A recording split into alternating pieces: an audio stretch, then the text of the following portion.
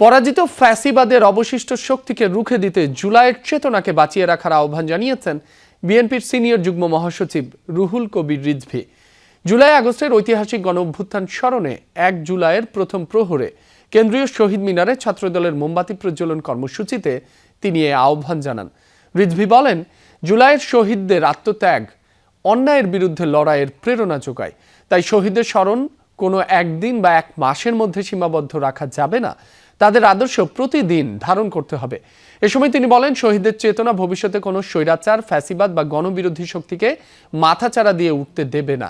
এ সময় ছাত্রদলের কেন্দ্রীয় নেতাদের পাশাপাশি বিভিন্ন পর্যায়ের নেতাকর্মীরা উপস্থিত ছিলেন।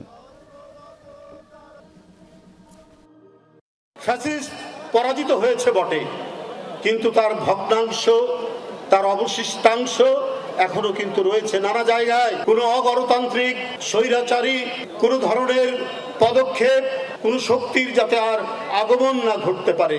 তাই তাদের স্মৃতি একটি মাসের জন্য নয়, একটি দিনের জন্য নয়।